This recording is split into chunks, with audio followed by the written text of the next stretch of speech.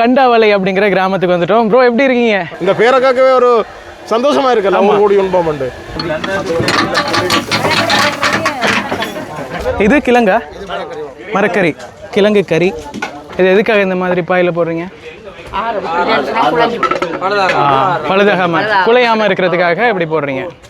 எங்க பார்த்தாலும் பச்சை பசிலண்டு கழனி வயல்கள் தான் இருக்கும். ஆமா, எல்லாம் பூத்து குலுங்கி அப்படியே ஆட்டு இறைச்சி, கோழி இறைச்சி. இது என்னங்க, அன்னாசி பழம், அதுக்கப்புறமா இந்த ஆனியன்லாம் போட்டு சூப்பரா சாலட் மாதிரி ஏதோ பண்ணியிருக்காங்க. என்ன சாப்பிட்றீங்க? ஆடா கோழியா? ஹோட்டல்ல மாதிரி கேட்குறாரு. சாப்பிட்டு பார்க்கலாம். பரந்தன் கிளிநொச்சி ஆட்டுக்கறி எப்படி இருக்குன்னு. சட்டப்படி சாப்பாடு. வணக்கம் நண்பர்களே, மீண்டும் இன்னொரு காணொலியில் சந்திக்கிறதுல மிக்க மிக்க மகிழ்ச்சி. இப்போ நம்ம எங்கே இருக்கிறோம் அப்படின்னு பார்த்தீங்கன்னா, இலங்கையில் வடமாநிலத்தில் கிளிநொச்சி மாவட்டத்தில் இருக்கிற கண்டாவளை அப்படிங்கிற ஊருக்கு பக்கத்துலேயே தாங்க இருக்கிறோம். இங்கே எதுக்காக வந்திருக்கிறோம் அப்படின்னு பார்த்தீங்கன்னா, இன்றைக்கி இந்த ஊரில் மிகப்பெரிய ஒரு ஈவெண்ட்டே நடக்க போகுது, ஒரு ஃபங்க்ஷன் நடக்க போகுது அப்படின்னு சொல்லலாம். புலம்பெயர் நாட்டில் வசிக்கிற ஒருத்தருடைய தாயோட 5வது ஆண்டு நினைவு நாளை முன்னிட்டு இங்கே வந்து இன்றைக்கி ஒரு பெரிய விருந்து கொடுக்குறாங்களாம். ஊரே கூட்டி ஒரு பெருவிழா மாதிரி பண்ணுறாங்களாம். அதோட ஒரு விளையாட்டு நிகழ்வு கூட இங்கே நடக்குது அப்படின்னு சொல்கிறாங்க. இதுதான் கண்டாவளை அப்படிங்கிற ஒரு கொஞ்சம் தூரம் உள்ளே போனோம் அப்படின்னு நினைக்கிறேன். அந்த இடத்துல ஒரு பாலம் இருக்குதுங்க. இப்போ ரீசெண்டாக இந்திய அரசால் இலங்கைக்காக வழங்கப்பட்டது. அது வந்து ரொம்ப மோசமான நிலையில் இருக்குது போல். அதனால் அதுக்கு பட்ட பெயர்லாம் வச்சுட்டாங்க. என்ன ப்ரோ, கொத்து ரொட்டி பாலமா? கொத்து ரொட்டி பாலம் அப்படின்னு சொல்லிட்டு வச்சுருக்காங்க. ஏன்னா அதில் சவுண்ட் அந்த மாதிரி வருது போல், கொத்து ரொட்டி போடுற மாதிரி. சரி, அதையும் நம்ம பார்க்கலாம். அங்கே முன்னாடி பெரிய ஒரு பேனர் வச்சுருந்தாங்க. இன்றைக்கி நடக்க போகிற அந்த நிகழ்வு சம்மந்தமாக நம்மளோட ஒரு நண்பர் இருக்கார், வன்னி விளாக் அப்படின்னு சொல்லிட்டு இந்த சமையல் வீடியோலாம் இப்போ ரீசெண்டாக பார்த்துட்டு இருந்தீங்கல்ல, ஃபேஸ்புக்கிலலாம் ட்ரெண்ட் ஆகிருக்கும். அந்த நண்பர் தான் நம்மளை இங்கே வாரத்துக்கு இன்வைட் பண்ணியிருக்காரு. அவரோட ஊர் கூட இங்கே பக்கத்தில் தான் இருக்குது, பரந்தன் அப்படின்னு சொல்லிட்டு. யாழ்ப்பாணத்துலேருந்து ஒரு 1 hour ட்ராவல் பண்ணி வந்தீங்கன்னா இந்த மாதிரி அருமையான ஒரு கிராமப்புறத்துக்கு வந்துடலாங்க. இதோ இந்த பாலத்தை தான் வந்து கொத்துரொட்டி பாலம் அப்படின்னு சொல்லிட்டு இங்கே இருக்கிற உள்ளூர் மக்கள் சொல்கிறாங்க.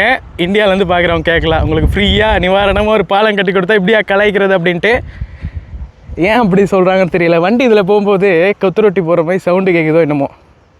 இது பாருங்கள், இந்திய இராணுவம் தாங்க இங்கே வந்து வேலை பார்த்தாங்க. இது ஃபுல்லாக அமைச்சு முடிக்கிற வரைக்கும். பரவாயில்ல, நல்லா தான் இருக்குது, அவ்வளோ மோசம்லாம் கிடையாது. இல்லைன்னா இந்த பாதையை கடக்கிறதே பெரிய கஷ்டமாக இருக்கும்ல. இங்கே பாருங்கள், மெயின் ரோட்லேயே தாங்க இந்த பாலம் இருக்குது. பரந்தன்லேருந்து முல்லைத்தீவு போகிற இந்த பாதையில் தான் இந்த பாலத்தை அமைச்சிருக்கிறாங்க. 2 பக்கமாக வந்து வயல்வெளிகள், அழகான ஒரு ஆறு ஓடிட்டுருக்குது. இப்போ நம்ம அப்படியே முன்னாடி போயிட்டு வலப்பக்கமாக திரும்பி கண்டாவளை அப்படிங்கிற ஊருக்குள்ளே போகலாங்க. இன்ட்ரெஸ்டிங்காக இருக்குது. ஏன்னா நான் இலங்கையில் மலையகத்தில் வசிக்கிறேன். அங்கே வந்து இந்த மாதிரி ஊருக்கே விருந்து கொடுக்குற நிகழ்வுகள்லாம் நான் பார்த்ததே கிடையாது. இந்த இடத்துல ஒரு பெரிய போர்டே போட்டிருக்கிறாங்க, ஊரு கூடி உண்டு மகிழ்வோம் விளையாட்டு பெருவிழா 2026ன்னு சொல்லிட்டு.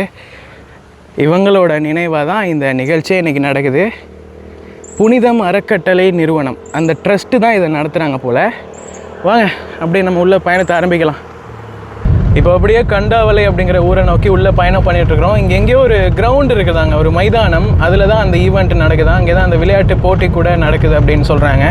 ஒரு பெரிய விவசாய கிராமம் மாதிரி தான் தெரியுது. மக்களுடைய வீடுகளெல்லாம் 2 சைடுமே இருக்குதா. இப்போ இருக்கிற இந்த வறட்சியான காலநிலையே விவசாயம் யாரும் பண்ணுறதில்ல போல்.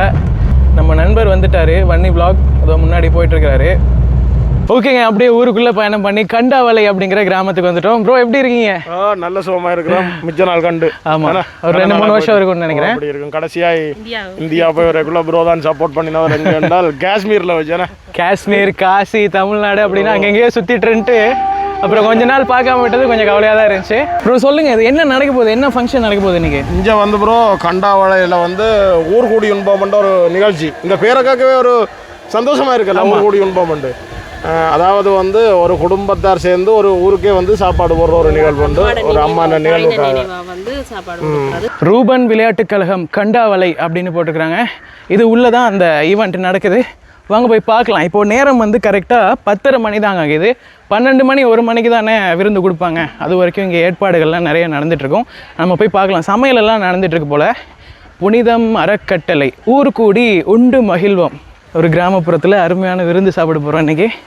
யாழ்ப்பாணத்தில் நிறைய இடங்கள்ல இந்த மாதிரி நினைவு தினங்களில் இந்த விருந்தெல்லாம் நடத்துவாங்களாம். ஆனால் எனக்கு இது ஒரு புதிய விஷயமா இருக்குதுங்க. நம்ம ஊரில் இப்படியெல்லாம் நடக்கிறது ரொம்ப கம்மி.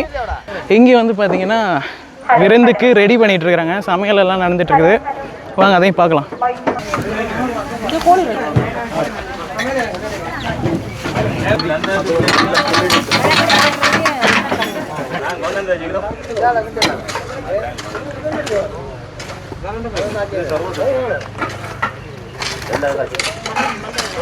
இது என்னன்னா மீட்டா இறைச்சா ரசம். இது கிழங்கா மரக்கறி, கிழங்கு கறி.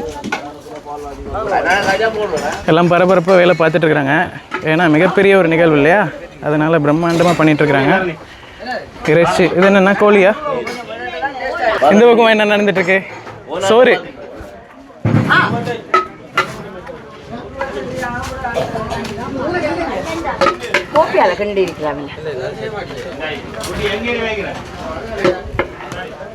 இது எதுக்காக இந்த மாதிரி பாயில போடுறீங்க?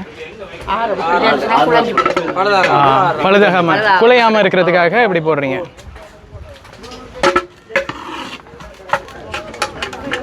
ஐயா வணக்கம், எப்படி இருக்கீங்க? வணக்கம். இது வளமையாக காலங்காலமாக இப்போ ஒரு புனிதம் அறக்கட்டளை விகிதத்தால் புனிதம் மாவட்ட நினைவாக வருஷம் வருஷமாக கொண்டாடி கொண்டு வரோம். இதில் எல்லாரும் ஊர் மக்கள் எல்லாம் சேர்ந்து, அயலூரில் கிராமங்கள் எல்லாம் சேர்ந்து நாங்கள் ஒரு உணவருந்த நிகழ்வாக பார்க்குறோம். அதோட விளையாட்டு போட்டிகள் செய்யணும். விளையாட்டு போட்டி செய்து இன்றைக்கு அவைக்கு பரிசளிப்பு விளையாட கிட்டத்தட்ட எத்தனை மக்களுக்கு எனக்கு விருந்து கொடுக்குற மாதிரி பிளான்? குறைஞ்சது நாங்கள் ஒரு 1000 பேருக்கு வச்சு 1000 பேருக்கு வச்சு தான் சமைப்போம். நாங்கள் ஒரு குறிப்பிட்ட மணித்தியாரத்தோட நிகழ்வை முடித்து அடுத்த நிகழ்வுக்கு போவோம். அப்படியா? என்னென்ன சமையல்லாம் நடந்துட்டு இருக்குன்னு சொல்லுவீங்க? இன்னைக்கு ஆட்டு இறைச்சி, கோழி இறைச்சி, உருளைக்கிழங்கு, தீயம் சாப்பிடாக்கிழங்கு, உருளைக்கிழங்கு, மற்ற வெள்ளைக்கறி. அதுக்கு போதிய அளவு இல்லை என்று சொல்ல அளவு கொடுப்போம். விளையாட்டு நிகழ்வுனா என்னென்ன விளையாட்டு நிகழ்வுன்றது கிரிக்கெட் நடந்திருக்குது, வாலிபால் நடந்திருக்கு, மருதம் கோட்டம் நடந்திருக்கு. மற்றது இந்தியா நிகழ்வாக சின்னப்படி இருந்த பலூன் உடைத்தல் நடந்துகிட்ருக்கும். அப்போ திறனி சண்டை, அந்த பாரம்பரிய விளையாட்டு தொடர்ந்து கிடுகு பின்னுதல் நடந்துகிட்ருக்கு. அந்த இடத்துல சோறு வந்து அந்த பாயில காய போட்டுட்டு இருக்காங்க, அது என்ன காரணம்? அந்த சோறு குளியாமல் இருக்கிறது. எவ்வளோ நேரமாக இந்த மாதிரி இந்த பாயில இந்த சோறு வந்து நாங்கள் இப்படி போட்டு உலர்த்தி குளியாமல் இருக்கிறதுக்காக நாங்கள் இந்த சோற்றை உலர்த்துறதுக்காக 6:40 நாங்கள் திருப்பி டேஷரில் போடுவோம்.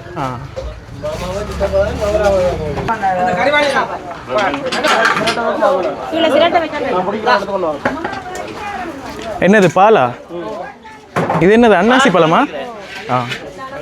அன்னாசி பழம் துண்டு துண்டாக வெட்டி எடுத்துகிட்டு போயிட்டு இருக்கிறாங்க. இங்கே வந்து இறைச்சி ரெடி பண்ணி வச்சுருக்காங்க, கோழி இறைச்சின்னு நினைக்கிறேன். நன்றி. என்ன ப்ரோ இது? சர்பத் கொடுத்துருக்காங்க குடிக்கிறதுக்கு. சர்பத்தோட ஐஸ்கிரீம். சமையலெல்லாம் பிரம்மாண்டமாக நடந்துட்டு இருக்குது. அப்படியே பார்த்துட்டு கிரவுண்டு பக்கமாக உள்ளே வந்துட்டேன். இங்கே தான் வந்து ஏதோ மேடை மாதிரி எல்லாம் அமைச்சிருக்காங்க. வாங்க பார்க்கலாம். ஐயா, நான் மலையகத்துல வந்திருக்கேன் உங்களோட ஊரை சுற்றி பார்க்கறதுக்கு. வணக்கம். சொல்லுங்க, இந்த கண்டாவளையை பற்றி சொல்லுங்க, இந்த ஊரோட சிறப்புகள். கண்டாவளை மிகவும் ஒரு அழகிய கிராமம் மட்டுமில்லை, ஒரு பழமை பொருந்திய கிராமம். இந்த வரலாற்றில் மிக தொன்மை வாய்ந்த ஒரு கிராமம். இங்கே பொருளாதாரம்ன்றது மிகவும் நெல். எங்க பார்த்தாலும் பச்சை பசிலண்டு கழனி வயல்கள் தான் இருக்கும். நெல்லெல்லாம் பூத்து குலுங்கி அப்படியே கலகலத்து கொண்டிருக்கின்ற ஒரு கிராமம். சலசலத்து வாய்க்கால் நீர், சலசலத்து ஊனம், மலையகத்திலே அருவி ஓடுவது போல இங்கே கல்மடு குளத்திலிருந்து நீர் சலசலத்து ஓடிக்கொண்டிருக்கும். அங்கே ஆலயங்கள் எல்லாம் இங்கே நிறைய இருக்கு. 60க்கும் மேற்பட்ட ஆலயம் இருக்குது. அவைகளே காலம் தராது கிரியைகள் எல்லாம் நடக்கும். மற்ற நல்ல ஆவினங்கள், மாடு வளர்க்கக்கூடிய மேய்ச்சல் திறவை எல்லாம் இருக்குது. விளையாட்டு மைதானம் இருக்குது. எல்லாவற்றையும் சொல்ல போனால் வெள்ளக்காரன் இந்த இடத்துல நான் நின்று நடந்து கொண்டிருக்கிற இடம் ஒரு சுண்டிக்குளம் சரணாலயம், பாதுகாப்பு வலயமாக அவன் காலத்துல இருந்தது. பிரிட்டிஷ் ஆட்சி காலத்துல இது ஒரு மன்னராட்சி. பண்டாரவணியுடைய தங்கை ஆண்ட மண். அது ஒரு பெருமைக்குரிய இடம். வள்ளிநாச்சியார் ஒரு ஆள் இங்கே ராஜதானி அமைச்சு இங்கே ஆண்டு இருக்கிறார். சிற்றரசர்களாக இந்த கிராமத்தில இந்த அடுத்த கிராமத்தில் இருக்கிற புலிங்கதேவன் முறிப்பண்றத புலிங்கதேவன் என்ற அரசனும், மாங்கன் முறிப்பண்ட அடுத்த ஒரு மாங்கதேவன் என்ற சிற்றரசனும் ஆண்டிருக்கணும். இவருடைய இன்னொரு தங்கச்சியார் வன்னியம், அதாவது உமையாள்புரத்திலே அதான் அந்த உமைநாச்சியார் வாழ்ந்தது. அதை நீங்க பார்த்தா தெரியும். உடம்பு எடுத்து குறிஞ்சாத்துக்கு தீவுக்குள்ளால போற இடத்துல வன்னியன் பாலையோட ஒரு பாலை ஒரு இடம் இருக்கு, பாதை. அந்த பாதையால தான் நாங்கள் அந்த ஆனாரை போக முடியாத காலத்துக்குள்ளால் போறது. அப்படியான ஒரு மிக பிரசித்தி பெற்ற ஒரு வரலாற்று பெருமை. பழைய கண்டி வீதி இந்த கண்டாவளை ஊடுறது தான் போனது. ஒரு பெருமை மிக்க ஒரு ஊர். இந்த பகுதியெல்லாம் வந்து யுத்தத்துல அதிகமா பாதிக்கப்பட்ட ஒரு பகுதி அப்படின்னு சொல்றாங்க. இங்க இருக்கிற மக்கள் இன்னும் இங்கதான் இருக்கிறாங்களா, இல்ல புலம்பெயர்த்து போயிட்டாங்களா? இல்ல, இங்க இருக்கின்ற மக்கள் இங்கேயும் இருக்கணும், புலம்பெயர்ந்து ஒரு நாடுகளையும் இருக்கணும். சிலர் வவுனியா அங்கே இங்கே போனவர்கள் திரும்ப வந்து இப்போ தங்களோட தொழிலுக்காக இங்கே தான் அவருடைய பொருளாதாரம், வயல் தான் அவருடைய பொருளாதாரம். வணக்கம். நாங்கள் இன்றைக்கு கண்டாவளையினுடைய ஊர் கூடி உண்டு மகிழ்வோம் என்கின்ற விளையாட்டு பெருவிழாவினுடைய இறுதி நாளிலே மிக குதூகலமாக எல்லாரும் சந்தோஷித்து கொண்டிருக்கின்றோம். இப்போ இந்த நிமிடம் சரியாக நாங்கள் விருந்தோம்பல் நடைபெறுகின்ற நிகழ்வு. இந்த விருந்தோம்பல் என்பது தமிழருடைய பண்பாட்டு நிகழ்வு என்பதை அடுத்த சந்ததிக்கு எடுத்து கடத்தும் என்பதற்காக செய்கின்றோம். இது உண்மையிலே ஒரு அன்னையின் பிரவாகம், ஒரு தாயின் மரியாதையை தன் மைந்தன் காட்டுகின்ற வெளிப்பாடாக கிட்டத்தட்ட 5 ஆண்டுகளாக நடைபெற்று கொண்டிருக்குது. இந்த நிகழ்வில் உங்களுக்கு தெரியும், பெரு விளையாட்டுகள் நடந்து முடிந்து இன்றைக்கு இறுதி நிகழ்வாக விளையாட்டும் இரவு எங்களுடைய கண்டாவளை மண்ணின் மகிமை கூறுகின்ற மண்ணின் மகிமை என்கின்ற இருவெட்டு மற்றும் காணொலி வெளியீட்டு விழா நடைபெறும். தொடர்ந்து இசை நிகழ்ச்சியும் இடம்பெற இருக்கின்றது. உண்மையிலே இது புனிதம் அறக்கட்டளை நிலையத்தினுடைய அனுசரணையிலே எங்களுடைய ஊர்கூடி உண்டுமூலம் சீரணி குழு மற்றும் ரூவன் விளையாட்டுக் கழகம் இணைந்து இன்றைக்கு இந்த விளையாட்டு பெருவிழா நான் நினைக்கிறேன் 1 மாதமாக நடைபெற்று இன்று இறுதி நாளாக நடைபெற்று கொண்டிருக்கின்றது என்றுதான் கூற வேண்டும். இது வருடாவருடம் நடைபெற்று வருகின்றது. திருமதி சிவலோகநாதன் யோகீஸ்வரியுடைய ஞாபகார்த்தமாக அவருடைய மைந்தனாலே இந்த பெருவிழா உண்மையிலே ஒரு அன்னையின் உணர்வை வெளிப்படுத்துவதற்காக கொண்டாடப்படுகின்ற ஒரு விழா. அனைவரையும் ஒன்றாக உண்டு மகிழ்ந்து கூடி குலாவி இந்த நிகழ்வில் கலந்து சந்தோஷமாக நாங்கள் எல்லோரும் கைகோர்த்து ஒற்றுமையுடன் பயணிக்க வேண்டும் என்பதுதான் என்னுடைய நோக்கம். இப்போ சமையல் வேலைகள் எல்லாமே முடிஞ்சிருச்சு, உணவு பரிமாறிட்டு இருக்கிறாங்க. விருந்து ஸ்டார்ட் பண்ணிட்டாங்க அப்படின்னு நினைக்கிறேன். என்னங்க ஸ்டார்ட் பண்ணிட்டாங்களா?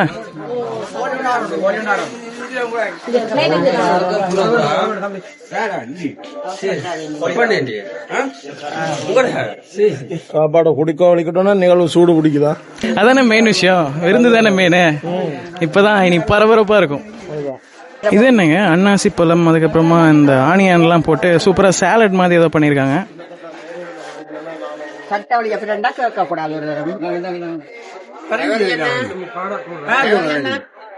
ஓ, இந்த இடத்துல அப்படியே பரிமாறிட்டு உள்ள கொண்டு போய் கொடுக்குறாங்க. ஸோ அந்த இடத்துல ஒரு கொட்டில் மாதிரி இருக்கு இல்லையா, அதுக்குள்ளதான் மக்கள் எல்லாமே உட்காந்துருக்காங்க.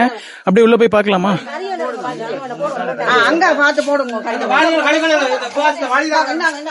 ப்ரோ, நான் உள்ள போய் பார்த்துட்டு வரேன். இப்போ சமையல் வேலைகள் எல்லாமே முடிஞ்சிருச்சு, உணவு பரிமாறிட்டு இருக்கிறாங்க. விருந்து ஸ்டார்ட் பண்ணிட்டாங்க அப்படின்னு நினைக்கிறேன். இதோ பாருங்க,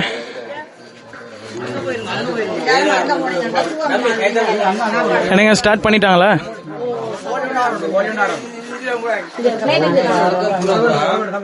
இதுதாங்க இன்னைக்கு பரிமாறப்படுற உணவு.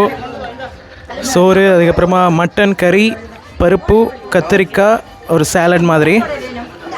ஓகே, எல்லாருமே பரிமாறி முடிச்சதுக்கப்புறமா கடைசியாக நம்ம சாப்பிட்லாம். ஏன்னா இப்போ உள்ள ரொம்ப விறுவிறுப்பாக போயிட்டுருக்குது. ஓகேங்க, நம்மளும் போய் சாப்பிட்லாம். ரொம்ப நேரமாக வெயிட் பண்ணிட்டோம்.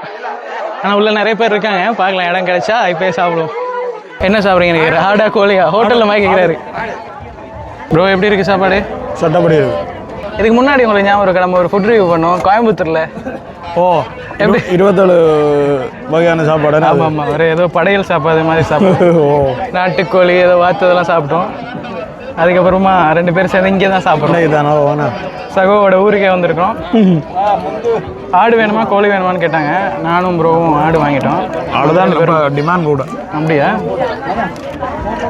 சாப்பிட்டு பார்க்கலாம். பரந்தன் கிளிநொச்சி ஆட்டுக்கறி எப்படி இருக்குன்னு. சட்டப்படி சாப்பாடு. எல்லா ஆடுன்னு நினைக்கிறேன், சாஃப்டாக இருக்கு. இப்படி ஒரு ஆட்டுக்கறி எடுத்து வச்சு, இது என்ன அன்னாசியா? அன்னாசி, பருப்பு, கொஞ்சம் கத்திரிக்காய் எல்லாம் வச்சு அப்படியே ஒரு புடி.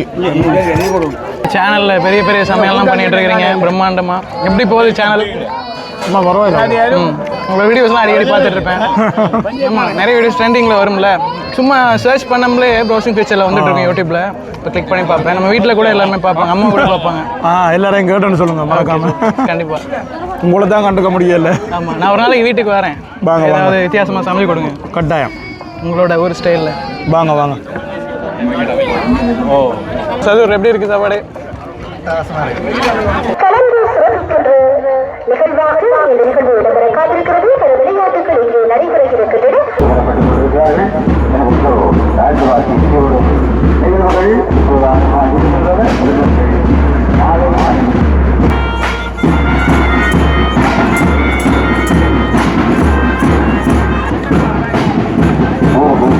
ஓகேங்க, ஊர் கூடி உண்டு மகிழும் அப்படிங்கிற ஒரு வித்தியாசமான நிகழ்ச்சியில் நம்மளும் பங்கு பற்றியாச்சு. நம்ம யாழ்ப்பாணத்தில் தானே இருந்தோம். நம்ம நண்பர் ஒருத்தர் இங்கே இருக்கார்ல, வன்னி vlog அப்படின்னு சொல்லிட்டு பக்கத்தில் பரந்தன் அப்படிங்கிற ஊரில் தான் இருக்கார். அவர் தான் சொல்லியிருந்தாரு, இப்படி ஒரு விஷயம் இங்கே நடக்க போகுது, நீங்கள் வந்து பார்க்குறேன்னா பாருங்கள், உங்களுக்கு அது வித்தியாசமாக இருக்கும் அப்படின்னு சொல்லிட்டு.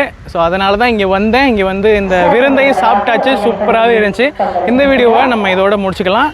ஜஸ்ட்டு நான் வந்தேன், அது அப்படியே உங்களுக்கு வீடியோ காட்டணும் அப்படிங்கிறதா இந்த சின்ன வீடியோ பிடிச்சிருந்தா ஒரு லைக் பண்ணிவிட்டு ஃப்ரெண்ட்ஸுக்கெல்லாம் ஷேர் பண்ணிவிடுங்க. அடுத்த வீடியோவில் யாழ்ப்பாணத்துலேருந்து நம்ம சந்திக்கலாம். பை.